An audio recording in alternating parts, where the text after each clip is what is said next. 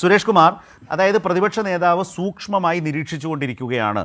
അദ്ദേഹം കടകംപള്ളിക്കെതിരെ ആരോപണം ഞാനൊന്നും ആവർത്തിക്കേണ്ട കാര്യമില്ലല്ലോ. നാളെ ഇതുവരെ അതുമായി ബന്ധപ്പെട്ട് അദ്ദേഹം മുന്നോട്ട് പോയിട്ടില്ല. ഇതാണ് അതിൻ്റെ ഒരു ഭാഗം. അത് അദ്ദേഹം പറഞ്ഞതുമായി ബന്ധപ്പെടുത്തി ഞാൻ ചോദിച്ചാണ്. പക്ഷേ ഇപ്പുറത്ത് നോക്കൂ, ഇന്നിപ്പോൾ കടകംപള്ളിയെ മൊഴിയെടുക്കാനായി വിളിക്കുന്നു, വിവരങ്ങൾ തിരക്കുന്നു, രേഖപ്പെടുത്തുന്നു, അദ്ദേഹം പോകുന്നു, അല്ലെങ്കിൽ ആ വാർത്ത പുറത്തു വരുന്നു, കഴിഞ്ഞ ദിവസമായിരുന്നു എന്ന് പറയപ്പെടുന്നു. അപ്പം ഞാൻ പറഞ്ഞത്, പക്ഷേ ഇത് മാധ്യമങ്ങളാകെ ഇതുമായി ബന്ധപ്പെട്ട് പൊതുസമൂഹത്തിലേക്ക് കോൺഗ്രസ് അടങ്ങുന്ന പ്രതിപക്ഷവും കൊടുക്കുന്ന ഒരു പരിപ്രേക്ഷ്യം എന്താണ്? ഉന്നതരിലേക്ക് അന്വേഷണം പോകുന്നു.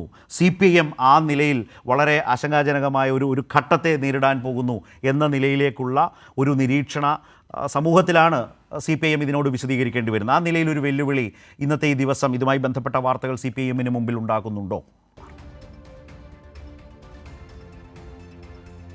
അല്ല, ഞാനിവിടെ നടത്തിയ ഒരു ചർച്ചയിൽ ഇപ്പോൾ ഒരു തർക്കം ഉണ്ടായി. ആ തർക്കത്തെ സംബന്ധിച്ച് ഒരു കാര്യം കൃത്യമായി പറയാൻ എന്നെ അനുവദിക്കണം. അതിനകത്ത് ഇന്ത്യ മഹാരാജ്യത്ത് അടിയന്തരാവസ്ഥ ഉണ്ടാകുന്നതിന് കാരണമായിട്ടുള്ള ഒരു കോടതി പരാമർശമുണ്ട്.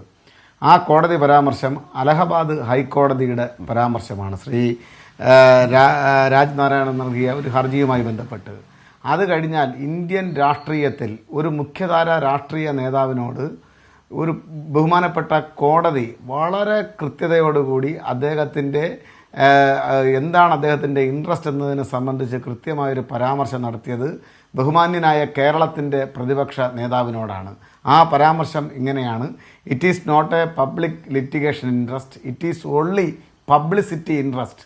ഇത് പറഞ്ഞത് കേരളത്തിൻ്റെ പ്രതിപക്ഷ നേതാവിൻ്റെ മുഖത്ത് നോക്കിയാണ്.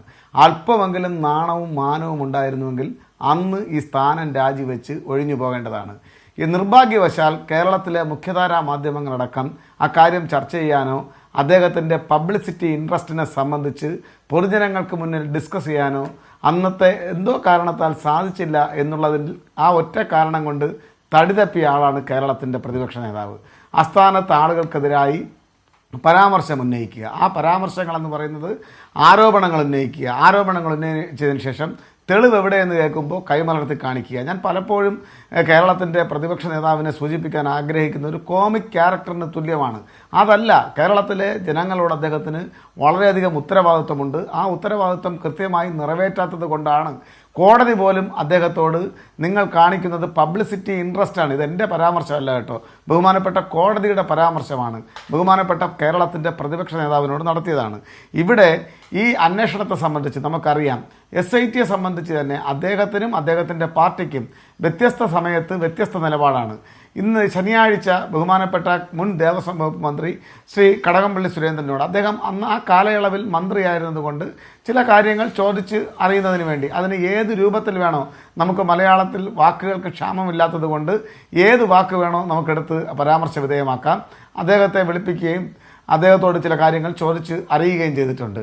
അതിന് ആ സമയം വരുമ്പോൾ, ആ വാർത്ത പുറത്തു വരുമ്പോൾ സ്പെഷ്യൽ ഇൻവെസ്റ്റിഗേഷൻ ടീം, ഏറ്റവും ബെസ്റ്റ് ടീം, പക്ഷേ അദ്ദേഹത്തെ വിളിക്കുന്നില്ല, അല്ലെങ്കിൽ അവരുദ്ദേശിക്കുന്ന രൂപത്തിൽ ആളുകളെ അറസ്റ്റ് ചെയ്യുന്നില്ല.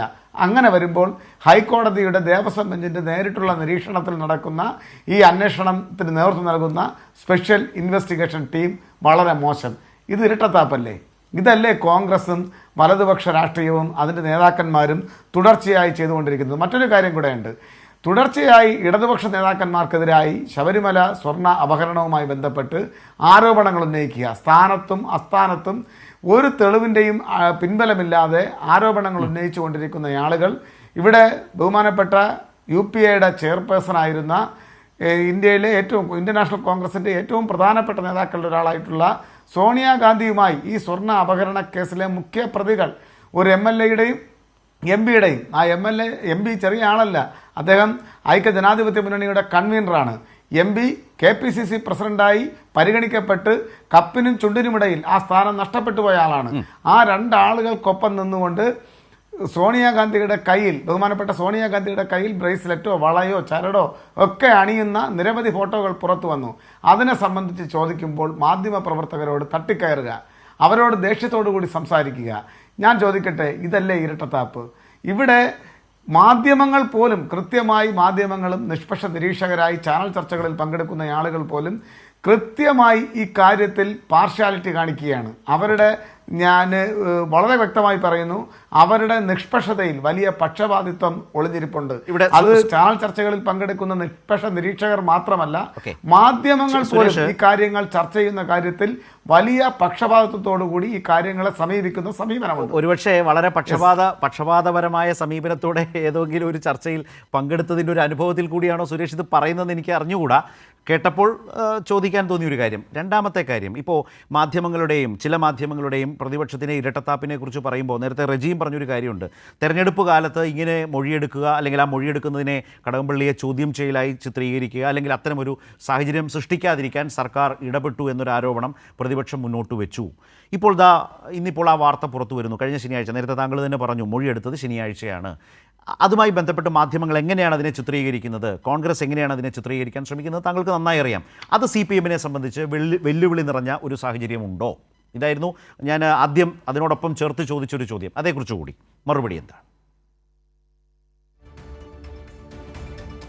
അല്ല, CPM സംബന്ധിച്ച് ഈ കാര്യങ്ങളെ സംബന്ധിച്ച് വളരെ അർത്ഥശങ്കയ്ക്കിടയില്ലാത്ത വിധം കൃത്യമായി ക്രിസ്റ്റൽ ക്ലിയറായി പാർട്ടിയുടെ സംസ്ഥാന സെക്രട്ടറിയും അതുപോലെ തന്നെ ഈ വിഷയങ്ങളെ സംബന്ധിച്ച് ആധികാരികമായി സംസാരിക്കുന്ന സെക്രട്ടേറിയറ്റ് അംഗങ്ങൾ ഉൾപ്പെടെയുള്ള, ഞാൻ പേരുകൾ പരാമർശിക്കുന്നില്ല, നേതാക്കന്മാർ വളരെ കൃത്യമായി പറഞ്ഞു, ഒരാളെപ്പോലും ഇത്തരം കാര്യങ്ങളിൽ ആർക്കെങ്കിലും ഇവരുടെ ഇൻവോൾവ്മെൻറ്റിനെ കുറിച്ചാണ്. ഇപ്പോൾ ഒന്നോ രണ്ടോ CPM നേതാക്കന്മാർ ജയിലിൽ റിമാൻഡിൽ ജുഡീഷ്യൽ കസ്റ്റഡിയിലാണ്. അതുപോലെ തന്നെ അവിടെയും ഒരു പക്ഷപാതിത്വമുണ്ട്. അവരുടെ രാഷ്ട്രീയത്തെ മാത്രം, അവർ പിൻപറ്റുന്ന രാഷ്ട്രീയത്തെ മാത്രം സമൂഹത്തിന് മുന്നിൽ വെളിച്ചത്ത് കൊണ്ടുവരാൻ വ്യഗ്രത കാണിക്കുന്ന ആളുകൾ, അവരോടൊപ്പം ജയിലിൽ കിടക്കുന്ന INDCയുടെയും ഇന്ത്യൻ നാഷണൽ കോൺഗ്രസിൻ്റെയും ഭാരവാഹികളായിട്ടുള്ള ആളുകളുടെ രാഷ്ട്രീയം ബോധപൂർവം ഹിഡൻ ചെയ്യുകയാണ്. ഇതാണ് നമ്മൾ കാണേണ്ടുന്ന ഏറ്റവും പ്രധാനപ്പെട്ട വിരോധാഭാസങ്ങളിൽ ഒന്ന്. ഇവിടെ ഞങ്ങളുടെ ഭാഗം വളരെ ക്ലിയർ ആണ്. അങ്ങനെ ഒളിക്കാൻ ഞങ്ങൾക്കൊന്നും തന്നെയില്ല. ഞങ്ങളുടെ നേതാക്കന്മാർ അത് കൃത്യമായി പറഞ്ഞിട്ടുണ്ട്. ഇപ്പോൾ ജുഡീഷ്യൽ കസ്റ്റഡിയിൽ കഴിയുന്ന ആളുകളുടെ പോലും ഇൻവോൾവ്മെൻറ്റ് അത് പുറത്തു വരേണ്ടതായിട്ടുണ്ട്. അവർക്ക് എന്താണ് സംഭവിച്ചത്, അവർ ഏത് രൂപത്തിലാണ് ഇക്കാര്യത്തിൽ ഇടപെട്ടിട്ടുള്ളത്, ബോധപൂർവമാണ് എങ്കിൽ അവർക്ക് ഈ പാർട്ടിക്കകത്ത് സ്ഥാനമുണ്ടാകില്ല എന്ന് അർത്ഥശങ്കയ്ക്കിടയില്ലാത്ത വിധം പ്രഖ്യാപിച്ചത് പാർട്ടിയുടെ സംസ്ഥാന സെക്രട്ടറിയാണ്. അതിനപ്പുറം ആധികാരികമായി പറയാൻ ഞാൻ മനസ്സിലായി.